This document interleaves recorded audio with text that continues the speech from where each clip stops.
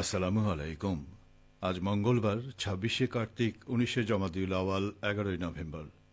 বাংলাদেশ বেতার রাজশাহী। স্থানীয় সংবাদ পড়ছি মাহমুদ শওকত। রাজশাহী বিশ্ববিদ্যালয়ের উপাচার্য প্রফেসর সালেহ হাসান নকিবের নেতৃত্বে ৫ সদস্য বিশিষ্ট এক প্রতিনিধি দল চীন সফরে গেছেন। প্রতিনিধি দলটি গতকাল চীনের উদ্দেশ্যে রাজশাহী ত্যাগ করেন। এই সফরকালে তারা হোয়াংহে বিশ্ববিদ্যালয়ে আজ অনুষ্ঠিতব্য রাজশাহী বিশ্ববিদ্যালয়ে বাস্তবায়নাধীন কনফুসিয়াস ইনস্টিটিউটের বোর্ড সভায় অংশ নেবেন। এছাড়া উপাচার্য সহ প্রতিনিধি দলের সদস্য প্রফেসর মোহাম্মদ সাজ্জাদুর রহিম ১৪ ও ১৬ নভেম্বর বেইজিংয়ে অনুষ্ঠিতব্য ওয়ার্ল্ড চাইনিজ ল্যাঙ্গুয়েজ কনফারেন্সেও যোগ দেবেন।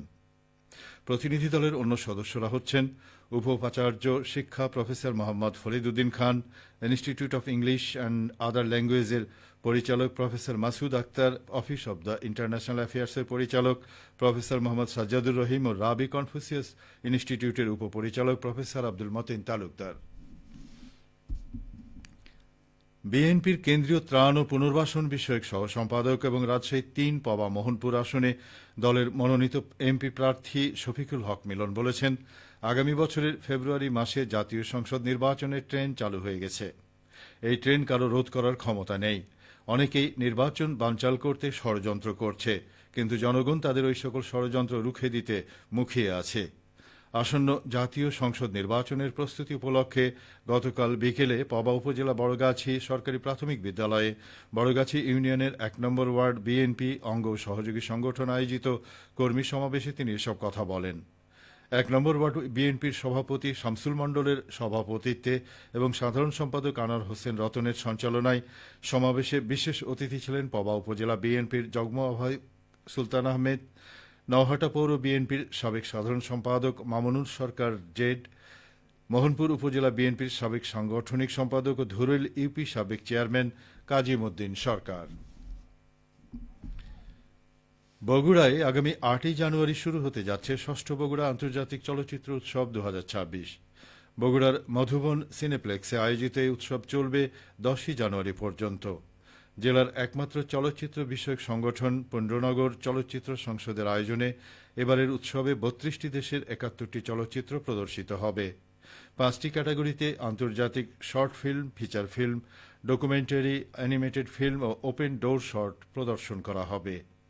উৎসবের পরিচালক সুপিন বর্মন জানিয়েছেন, প্রতিটি ক্যাটাগরিতে সেরা চলচ্চিত্র বাছাইয়ের জন্য দেশ বিদেশের বিশিষ্ট নির্মাতা ও চলচ্চিত্র বিশেষজ্ঞদের নিয়ে জুরি বোর্ড গঠন করা হয়েছে। উৎসবকে ঘিরে থাকবে মাস্টার ক্লাস, ওপেন ডিসকাশন ও চলচ্চিত্র নির্মাণ বিষয়ক কর্মশালা। পরিবেশ দূষণ রোধে কঠোর অবস্থান নিয়েছে বগুড়া জেলা প্রশাসন। এই ধারাবাহিকতায় গতকাল সদর উপজেলার পূর্ব পালসা এলাকায় পরিচালিত এক অভিযানে আনুমানিক ১,০১৫ কেজি সরকার ঘোষিত নিষিদ্ধ পলিথিন জব্দ করা হয়েছে। বাংলাদেশ পরিবেশ সংরক্ষণ আইন অনুযায়ী পরিচালিত এই মোবাইল কোর্টে কারখানা মালিককে ২৫,০০০ টাকা জরিমানা করা হয়। অভিযানে নেতৃত্ব দেন বগুড়া জেলা প্রশাসনের নির্বাহী ম্যাজিস্ট্রেট লক্ষণ চন্দ্র দাস। উপস্থিত ছিলেন পরিবেশ অধিদপ্তর বগুড়া জেলা কার্যালয়ের পরিদর্শক মোহাম্মদ মাহমুদুল হাসান। অভিযানে র্যাব ১২ বগুড়া ক্যাম্পের সদস্যরা নিরাপত্তা ও সহায়তার দায়িত্বে ছিলেন। খেলার খবর ফুটবল। রবীন্দ্র বিশ্ববিদ্যালয় বাংলাদেশের আন্তঃবিভাগ ফুটবল টুর্নামেন্টের ফাইনাল খেলা ও পুরস্কার বিতরণী অনুষ্ঠিত হয়েছে। গতকাল বিশ্ববিদ্যালয়ের স্থায়ী ক্যাম্পাসে নির্ধারিত স্থানে ফাইনাল খেলা অনুষ্ঠিত হয়। খেলায় প্রতিদ্বন্দ্বিতা করে বাংলা ও অর্থনীতি বিভাগ। এতে বাংলা বিভাগ ১-০ গোলে বিজয়ী হয়। খেলা শেষে রবীন্দ্র বিশ্ববিদ্যালয় বাংলাদেশের প্রো-ভিসি প্রফেসর ড সুমন কান্তি বড়ুয়া চ্যাম্পিয়ন ও রানার্স আপ দলের মাঝে পুরস্কার বিতরণ করেন। টেনিস। নওগাঁ টেনিস ক্লাবের শতবর্ষ উপলক্ষে গৌরবের কোর্টে শতবছর এই প্রতিপাদ্য নিয়ে শুরু হচ্ছে জেলা প্রশাসক টেনিস টুর্নামেন্ট ২০২৫। গতকাল বিকেলে নওগাঁ টেনিস ক্লাব চত্বরে আয়োজিত এক সংবাদ সম্মেলনে এই তথ্য জানানো হয়েছে। সংবাদ সম্মেলনে অতিরিক্ত জেলা প্রশাসক সার্বিক ও নওগাঁ টেনিস ক্লাবের সহ সভাপতি এবং টুর্নামেন্ট ডাইরেক্টর সাদিয়া আফরিন বলেন, ১৯২৪ সালে প্রতিষ্ঠিত নওগাঁ টেনিস ক্লাবটি নতুন নতুন খেলোয়াড় তৈরিতে কাজ করে আসছে। সুনামের সে ধারাবাহিকতায় এবার জেলা প্রশাসকের নিজস্ব উদ্যোগে টুর্নামেন্টের আয়োজন করা হয়েছে। আগামী ১২ নভেম্বর বিকেল ৪টায় ৩ দিনব্যাপী এই টুর্নামেন্টের উদ্বোধন করা হবে। ইতোমধ্যে সকল প্রস্তুতি সম্পন্ন করা হয়েছে। সবশেষে আবহাওয়া। আজ সকাল ৬টায় রাজশাহীতে তাপমাত্রা ছিল ১৪.৬ ডিগ্রি সেলসিয়াস। এ সময় বাতাসে আর্দ্রতার পরিমাণ ছিল 94%।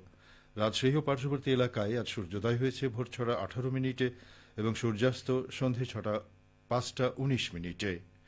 সংবাদ শেষ হল। আমাদের পরবর্তী স্থানীয় সংবাদ দুপুর 12:10।